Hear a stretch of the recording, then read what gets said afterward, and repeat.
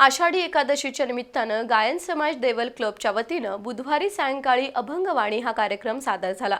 सूरनवा, ध्यासनवा आणि झी सारेगमप या कार्यक्रमातील गायिका सई जोशी आणि युवा कलाकार दिगंबर जाधव यांनी सादर केलेल्या अभंगांना आणि भक्तिगीतांना श्रोत्यांची प्रचंड दाद मिळाली।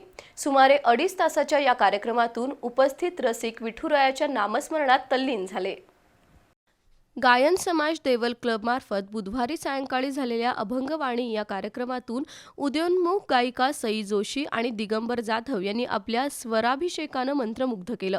या दोन्ही युवा कलाकारांनी एकापेक्षा एक अवीट गोडीचे अभंग आणि भक्तिगीतं सादर करून संपूर्ण वातावरण मंगलमय केलं। आषाढी एकादशीच्या निमित्तानं आयोजित केलेल्या या कार्यक्रमात निवेदक आणि निरूपणकार अमेय रानडे यांच्या ओघवत्या आणि अभ्यासपूर्ण विवेचनामुळे अधिकच रंगत आणली। त्याचवेळी महाराष्ट्राच्या वैभवशाली संत परंपरेच्या एकापेक्षा एक अर्थपूर्ण आणि सृष्ट्राव्य अभंगांची रसिकांना मेजवानी मिळाली। प्रारंभी देवल क्लबचे अध्यक्ष व्ही.बी. पाटील, उपाध्यक्ष चारुदत्त जोशी, सचिव सचिन पुरोहित, खजानीस राजेंद्र पित्रे, संचालक सुबोध गद्रे, मनीष आपटे, संचालिका कविता घाटगे, भाग्यश्री मुळे यांच्या उपस्थितीत दीपप्रज्वलन करून अभंगवाणी कार्यक्रमाचा शुभारंभ झाला। यावेळी कलाकार आणि वादकांचा सन्मान करण्यात आला।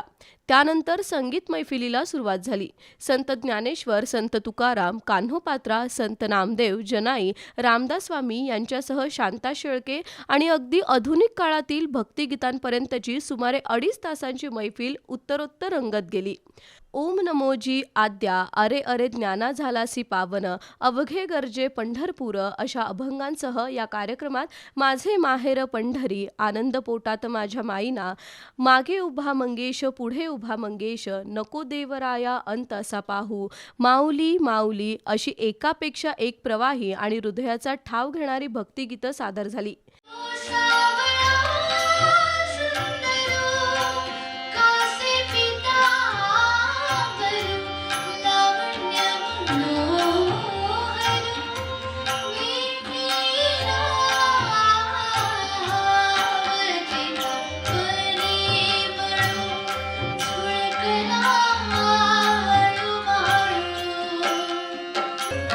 जगी प्रगटला तो जगजेठी, आला पुंडलिकाच्या भेटी, पाहून सेवा खरी, पाहून सेवा खरी, थांबला हरी तो पहावी देवरी, विठ्ठल विठ्ठल जय हरी, जय विठ्ठल विठ्ठल जय हरी।